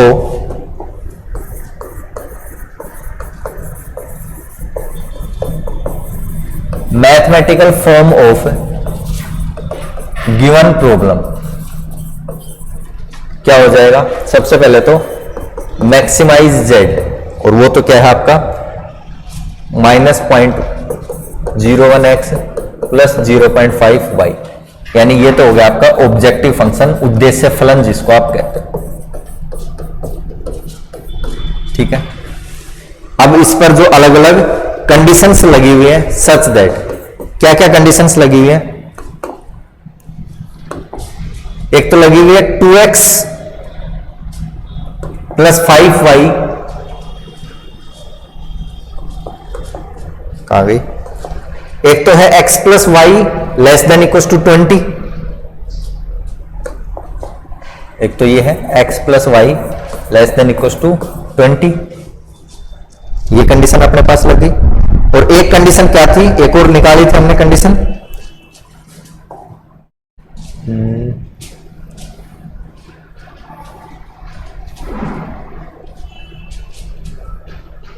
to x plus 5y less than equal to 80, 2x plus 5y less than equal to 80, ये कंडीशन होगी। और एक आपके पास नॉन नेगेटिव रेस्ट्रिक्शन तो थी, उसमें तो कोई दिक्कत थी नहीं, तो ये तो आपके हो गया कंस्ट्रेंट्स, व्यवरोध या फिर जो है आप प्रतिबंध जिनको बोलते हो वो हो गए। एंड और थर्ड आपका ये था x और y greater than equal to 0, number तो नेगेटिव हो ही नहीं सकते, तो ये हो जाएगा लास्ट आपकी नॉन नेगेटिव कंस्ट्रेंट्स, ऋणोत्तर प्रतिबंध। तीन ही पार्ट होते हैं उसके, सारी चीजें लिख ली हमने, ये हो गया। अब इसका सॉल्यूशन हमें करना है। ठीक है, जो जो इनइक्वलिटी है, ये वाली है जैसे x plus y less than equal to 20, तो आप इसके रेस्पेक्ट में इक्वेशन लिख लेंगे, तो वो इक्वेशन क्या आ जाएगी, x plus y equals to 20। x plus y equals to 20 एक लाइन का इक्वेशन हो गया। हम वो लाइन निकालेंगे, वो ड्रॉ करेंगे। अब उस लाइन के इधर वाला एरिया आएगा या इधर वाला एरिया आएगा, वो चीज डिपेंड करेगी। हम x और y की वैल्यू 0 0 रख के देखेंगे। 0 0 रखा, 0 0, तो 0 0 छोटा होता है 20 से, कंडीशन सेटिस्फाई कर रहा है। यानी वो लाइन जहां भी होगी, उस लाइन से जो पॉइंट 0 0 होगा ग्राफ में, उसकी तरफ का एरिया आपका काउंट होगा। बात समझ में आई? वापिस समझो इस चीज को छोटा सा। जैसे मान लो आपका ये ग्राफ था, ठीक है, आपने ये x plus y equal to 20 ये लाइन बनाई। मान लो ये लाइन आ गई सर ये वाली, ठीक है।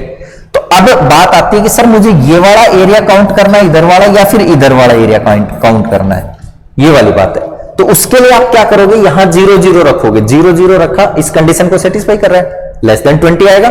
तो फिर 0 यानी उसमें आ रहा है रीजन में, तो इधर वाला एरिया, 0 की तरफ वाला एरिया अगर सेटिस्फाई नहीं करता तो फिर उधर वाला एरिया आपके पास। Similarly 2x plus 5y equals to 80 ये लाइन आप बनाओगे। मान लो ये लाइन आपकी आ गई ऐसे इधर, ठीक है। तो आप 0 0 रखा, सेटिस्फाई कर रहा है, यानी इधर वाला एरिया आएगा, क्योंकि 0 इस तरफ है, इस लाइन से इस तरफ है। बात समझ में आई? क्वेश्चन करेंगे और अच्छे से समझ में आ जाएगा। करना क्या है आपको, corresponding lines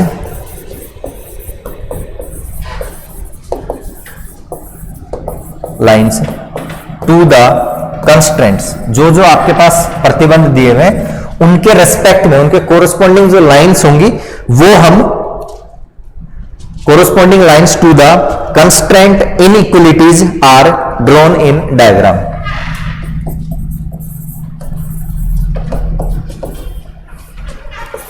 are drawn in diagram, are drawn in diagram.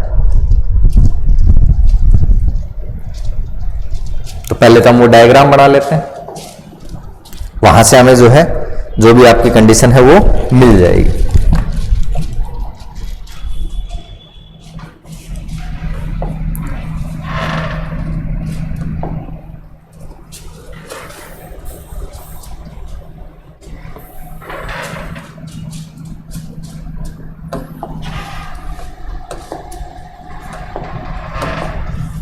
ठीक है, क्या क्या लाइन थी अपने पास, एक तो ये थी x plus y equal to 20 वाली लाइन, एक 2x plus 5y equal to 80 वाली लाइन, ये दो लाइन थी। ठीक है, ये लाइन कहां से गुजरेगी, x को 0 रखेंगे तो y 20 सेटिस्फाई कर रहा है, और y को 0 रखेंगे तो x 20। तो ये मान लेते हैं अपनी x वाली और ये y। ठीक है, तो ये 20, 40, 60, 80, 20, 40, 60, 80। ठीक है, x20 तो एक तो ये यहीं से गुजर जाएगी,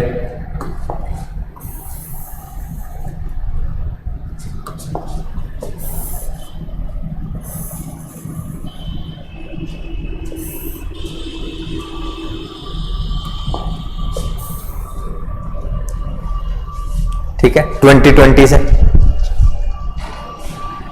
ये तो ग्राफ बनाए होंगे ना बचपन में, ये वाला पॉइंट तो कौन सा हो जाएगा, x तो इस लाइन पर क्या है 20 और y 0। इधर आपका नहीं, सॉरी कौन सी लाइन है, x वाली लाइन है तो y 0 हो जाएगा, और ये y वाली लाइन है तो x 0, तो 0,20 ये पॉइंट हो गया। ठीक है, इनसे गुजरने वाली कौन सी लाइन है आपकी, ये लाइन का नाम भी लिख दो, x plus y equal to 20, ये लाइन है। बात समझ में आई?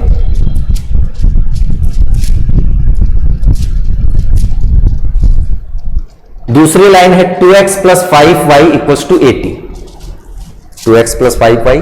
तो यहां पर अगर मैं इसको 0 रखता हूं, x को 0 रखता हूं, तो ये आ जाएगा आपका 16, 16 पंजे 80, y तो एक पॉइंट आ जाएगा 0,16, 0,16। तो 0 16 ही है तो 0,16 तो इससे भी नीचे आएगा। ठीक है, तो ये आ जाएगा मान लो 0,16।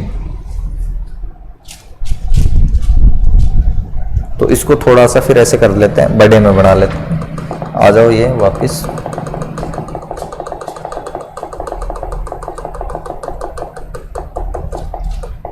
तो ये मान लेते हैं 5-5 के हैं, तो 5, 10, 15 और ये आपका 20 हो गया। 5, 10, 15, 20। तो लाइन आपकी कुछ यहां से चली जाएगी, इससे लेकर 20 वाले से लेकर इस 20 से। कोई दिक्कत? कौन सी line? x plus y equal to 20 वाली लाइन। ये पॉइंट हो गया 20,0 और ये पॉइंट हो गया 0,20। कोई दिक्कत? ऐसे बना लेंगे, ठीक है। इसमें रखा आपने, तो यहां x 0 रखा तो y आपका आ गया 16, y 0 रखा तो x आपका आ जाएगा 40, तो 40 0, ठीक है। तो 20 यहां पर है तो 40 और आगे होगा, तो मान लेते हैं यहां पर है 40,0 और इधर है 0,16, 5, 10, 15 और ये मान लेते हैं 0,16। तो कहीं ना कहीं से ये लाइन जो है इसको क्या करेगी? कट करेगी।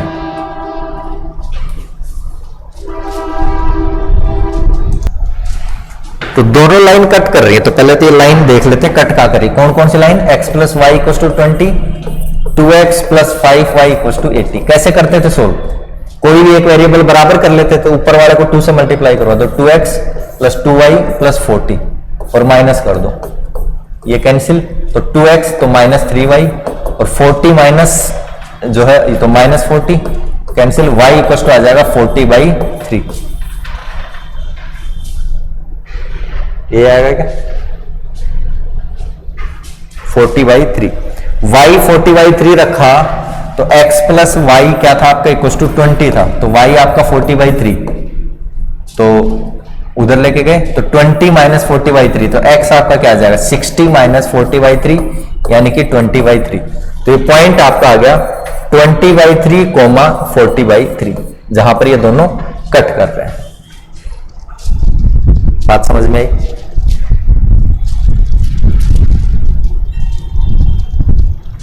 तो एक पॉइंट तो ये हो गया O 0 0, O पॉइंट है, ठीक है। एक ये पॉइंट हो गया A। पहले रीजन देख लेते हैं कौन सा रीजन है, तो मैं इसको ग्रीन दिख रहा है क्या? ब्लू, हाँ ब्लू थोड़ा सही दिख रहा है, ठीक है। तो रीजन देखते हैं कि कौन सा रीजन इसमें आएगा। सबसे पहले तो क्या क्या कंडीशंस थी आपके पास? x and y greater than 0, x और y greater then, x greater than 0 किधर होगा? x से ऊपर का एरिया, यानी ये वाला एरिया, इसकी बात कर रहा है। y ग्रेटर देन 0 यानी y ये आपका एरिया हो गया, इधर वाले एरिया की बात कर रहा है। दो कंडीशन तो लग गई। एक कंडीशन आपके पास x plus y less than 20, 0 0, x plus y equal to 20 वाली जो लाइन थी उसका कौन सा एरिया, कौन सा हिस्सा आएगा? x plus y equal to 20 की लाइन कौन सी थी? ये वाली लाइन। ये जो लाइन है ये आपकी 2x plus 5y equal to 80 वाली लाइन है, इसको आगे बढ़ा लेना, ठीक है। ये 80 वाली लाइन है, तो इस वाली लाइन का कौन सा हिस्सा आएगा? इधर वाला हिस्सा आएगा, इधर वाला। 0 0 रखा x प्लस वाई, तो x और y को 0 0 रखा, यहां 0 लेस देन 20। बात सही है क्या? बिल्कुल सही है, सेटिस्फाई कर रही है। इसका मतलब 0 0 है इस एरिया में, तो इसका आ जाएगा नीचे वाला हिस्सा। 0 0 तो इधर है ना, तो ये वाला हिस्सा। अगर नहीं होता तो फिर उस तरफ वाला हिस्सा आ जाता, ये आ गया इसका, तो ठीक है। अब 2x प्लस 3y में रखते हैं, तो यहां रखा तो यहां भी अपने पास देखो 0 0 सेटिस्फाई कर रहा है, तो इसका मतलब इस लाइन का भी नीचे वाला हिस्सा अपने पास आ जाएगा 0 0 की तरफ करते हुए, ये हिस्सा। अब थोड़ा सा ध्यान से देखो कॉमन एरिया कौन सा है, कॉमन एरिया कौन सा है। कॉमन एरिया की अगर मैं बात करूं तो इस लाइन से इधर में जा नहीं सकता, यानी इस एरिया की बात कर रहा है। इस लाइन से नीचे नहीं जा सकता, ये भी ठीक है। इस लाइन से उधर नहीं जा सकता, ये भी ठीक है, यहां तक का एरिया भी आ गया। इस लाइन से ऊपर भी नहीं जा सकता, ये लाइन से, तो यहां तक ये एरिया अपने पास आ जाएगा। कोई दिक्कत इसमें? यहां से लेकर और ये पूरा एरिया अपने पास इसमें जो है आपका फिजिबल रीजन, एक तरह से हम कह सकते हैं सुसंगत क्षेत्र आपका जो है आ जाएगा, ये एरिया है।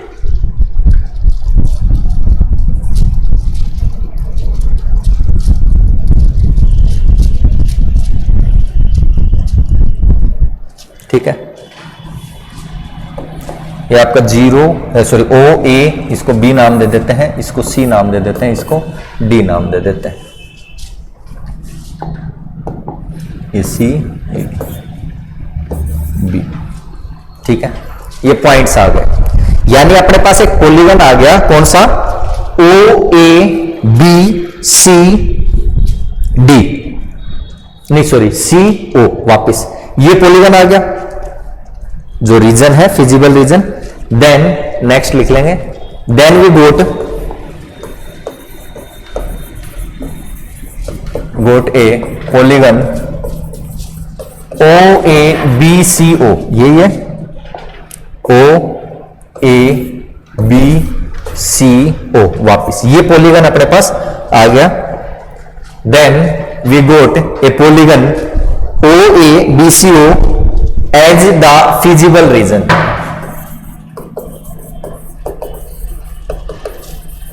As the feasible region, as the feasible region, whose vertices are, जिसके वर्टिसेस अपने पास है, हुज वर्टिसेस आर, ओ तो ये है 0 0, ए था आपका 20,0, बी आपका था 20/3, 40/3, सी आपका था 0,20, और बस यही थे, ठीक है।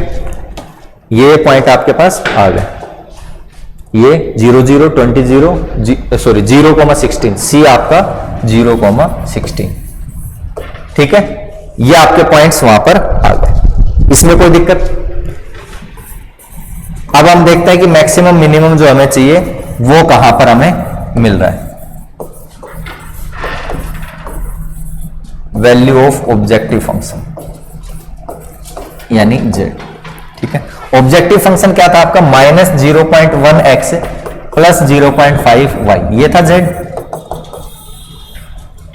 अगर वर्टेक्स ए की बात करूं तो यहां पर कोऑर्डिनेट आपके 0 0 है, दोनों वैल्यू 0, तो टोटल आपकी ये वैल्यू हो जाएगी 0। कोई दिक्कत इसमें।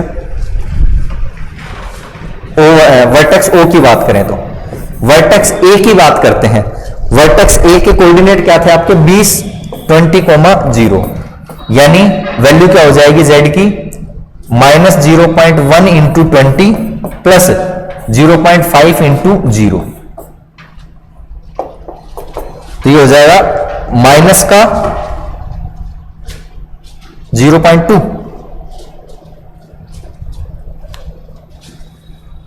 नहीं एक सेकंड, 0 है ना तो 2 हो जाएगा ना अपने पास, माइनस का 2 पॉइंट ये हट जाएगा इससे, तो -2।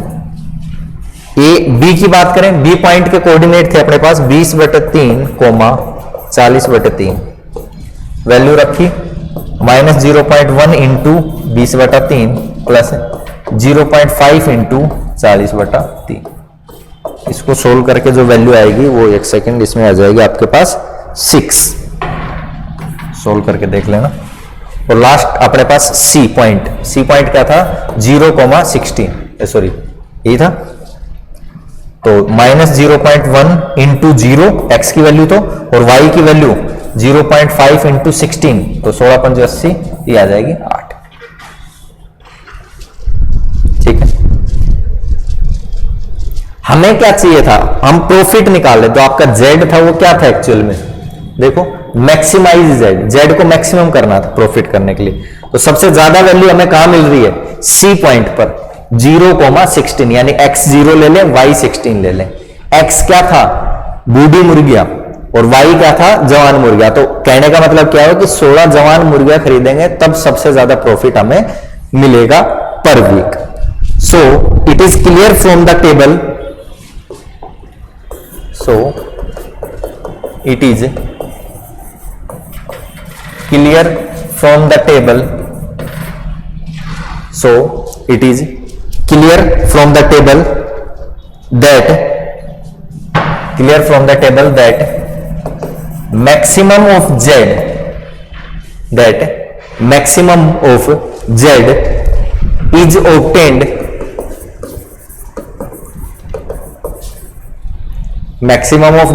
is obtained, एट वर्टेक्स कहां पर मिला था, एट वर्टेक्स सी 0,16।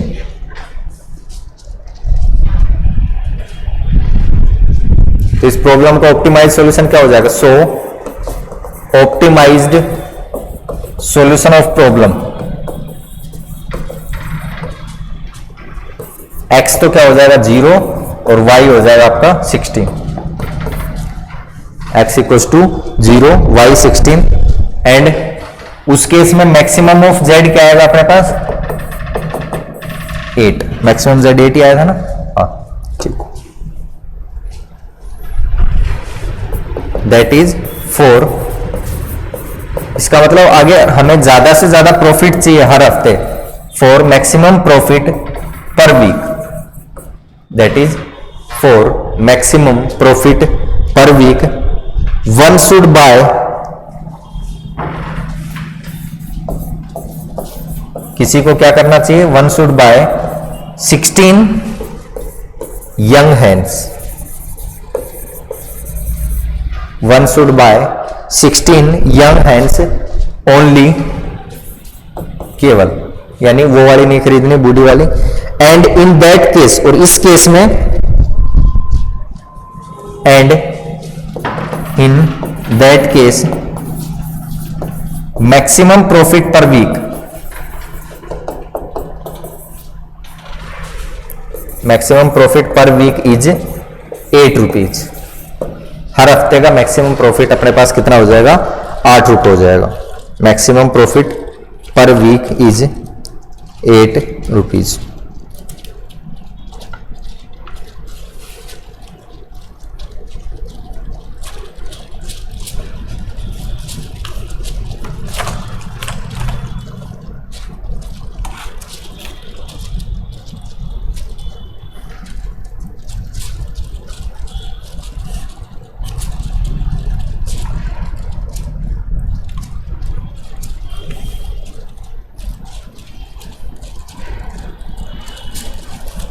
ठीक है, एक दो एग्जाम्पल और हैं जो आए हुए हैं, अभी तो खैर काफी टाइम हो गया, वो आप लोग करके देखना, नहीं होंगे तो कभी नेक्स्ट क्लास में मैं आपको करवा दूंगा। स्क्रीनशॉट ले लेना या जो भी है इसको सोल्व करके देख लेना। एक तो ये है, एक सेकेंड,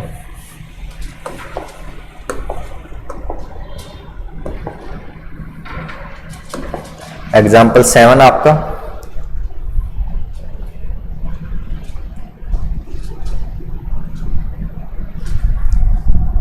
आरआर अलवर 2017 में आया हुआ है। कोटा की अगर बात करें 2014 में आया हुआ है अपने पास। ठीक है, कि कोई फर्म है वो मैन्युफैक्चर करती है दो तरह के आइटम, ए और बी टाइप के। ठीक है, can make a profit of ₹20 per unit of ए वाले से 20 रुपए का फायदा होता है ए टाइप के जो प्रोडक्ट है उससे, और बी टाइप के जो प्रोडक्ट है उससे 30 रुपए का फायदा होता है। Each unit of A requires 3 motors and 2 transformer.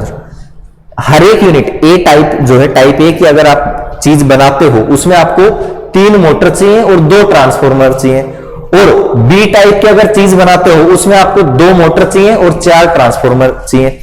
अब आपके पास जो टोटल सप्लाई है महीने की वो कितनी है? ज्यादा से ज्यादा 210 मोटर है और 300 ट्रांसफॉर्मर है। अब आपको इस तरह से यूज में लेना है कि ज्यादा से ज्यादा चीजें भी बन जाए, प्रॉफिट ज्यादा से ज्यादा हो जाए। जो टाइप बी का जो एलिमेंट है उसमें एक कंडीशन और लगी हुई है कि उसका voltage stabiliser only 65 unit per month पे भी अटका हुआ है, इससे ज्यादा आप यूज में नहीं ले सकते। एक रेस्ट्रिक्शन इस पे ये लगा हुआ है। तो टाइप बी मान लो वाई है आपका, तो y less than equal to 65 हो जाएगा, एक कंडीशन और लग जाएगी। इसकी एलपीपी बनानी है, ग्राफिकली सोल्व करना है, तो मैं आपकी वो प्रॉब्लम्स वो सॉरी ग्राफ आप बना ही लोगे, मैं आपको बना देता हूं जो क्या बोलते हैं इक्वेशंस बना देता हूं, है ना।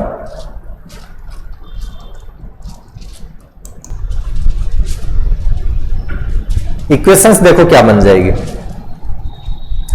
मान लेते हैं कि जो फर्म है वो टाइप ए के एलिमेंट जो है आइटम है वो एक्स आइटम बनाती है, और टाइप बी के मान लेंगे वाई आइटम। इतने आइटम वो मैन्युफैक्चर कर रही है। बात समझ में? एक एक्स आइटम तो महीने के ए टाइप के कर रही है, वाई आइटम मतलब 10 20 30 जितने भी है वो जो है बी टाइप के कर रही है। इसमें कोई दिक्कत? अच्छा, एक्स वालों को बेचेंगे तो 20 रुपए का एक एक का फायदा होगा। टोटल कितने हैं एक्स, मान लो 5 बनाए हैं, 1 से 20 का फायदा हो रहा है, टोटल 100, तो 20 इंटू 5 तो 20x का फायदा हो जाएगा। प्लस बी वाले आइटम्स को बेचेंगे तो 30 रुपए एक का रेट है, तो टोटल 30y अपने पास, तो 20x प्लस 30y, ये तो आपका प्रॉफिट हो जाएगा मंथली। तो z आपका जो मैक्सिमम करना है आपको वो है 20x प्लस 30y। पहली चीज तो ये ऑब्जेक्टिव फंक्शन आ गया, 20x प्लस 30y प्रॉफिट है फर्म का, और इसको आपको क्या करना है मैक्सिमाइज, मैक्सिमम वैल्यू कहां आएगी वो निकालनी, कर लेंगे। दूसरी चीज, ट्रांसफॉर्मर आपके पास मंथली ज्यादा से ज्यादा, मोटर की बात कर लेते हैं, मोटर आपके पास 210 मोटर है, मैक्सिमम 210 मोटर है। आपकी जो टाइप ए के कितने एलिमेंट है, एक्स एलिमेंट है, एक्स आइटम है, टाइप बी के वाई आइटम है, ठीक है। टाइप ए वाले को जो है कितनी मोटर चाहिए, each unit of type A required 3 motor, तो 3x तो इसमें काम में आ गई। और टाइप बी वाले को कितनी मोटर चाहिए, type B requires 2 motors, 2y motor इसमें काम में आ गई। टोटल ऐड करके जो मोटर्स है वो ज्यादा से ज्यादा कितने काम में ले सकते हैं हम, 210। तो एक कंडीशन आपके पास ये बन गई। बात करते हैं ट्रांसफॉर्मर की। x तो आपके ए टाइप के हैं, y आपके बी टाइप के हैं। x वाले को कितनी मोटर ट्रांसफॉर्मर चाहिए, हर एक को 2 ट्रांसफॉर्मर चाहिए, तो टोटल 2x ट्रांसफॉर्मर तो इसमें काम में आ गए। और y वाले को यानी कि b वाले को कितने ट्रांसफॉर्मर चाहिए, उसको चाहिए 4, तो टोटल 4y इसमें काम में आ गए। टोटल जो ट्रांसफॉर्मर है वो ज्यादा से ज्यादा आपके पास 300 है, वो 300 से ज्यादा हो नहीं सकते। तो एक कंडीशन यहां से आ जाएगी, चाहो तो इसमें 2 कॉमन ले लेना, x plus 2y less than equal to 150। तो एक कंडीशन यहां से आ जाएगी, कोई दिक्कत इसमें? एक ये कह रहा है कि जो टाइप बी है, टाइप बी यानी कि कितने हैं y टोटल, तो वो आपके पास 65 यूनिट पर मंथ रेस्ट्रिक्टेड है, तो y आपका लेस देन इक्वल टू 65। एक कंडीशन यहां से ये बढ़ जाएगी।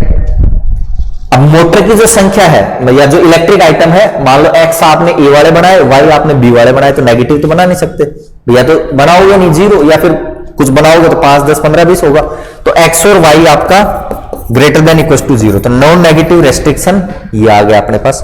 बस अब कुछ नहीं करना, मैक्सिमाइज z, इस पे ये कंडीशन है 1 2 3 4 जो भी कंडीशन है ये लगाकर ग्राफ बनाना है, उसको सोल्व करना है, आराम से कर सकते हो। सोल्व करोगे तो आपको इसमें आंसर मैं बता देता हूं, x तो आ जाएगा 30, यानी ए टाइप ए के एलिमेंट आ जाएंगे 30 और y आ जाएगा 60।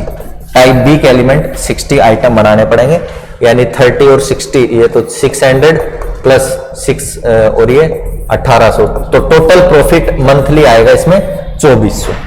ठीक है, सोल्व आपको करना है। एक और इसमें आया हुआ है जो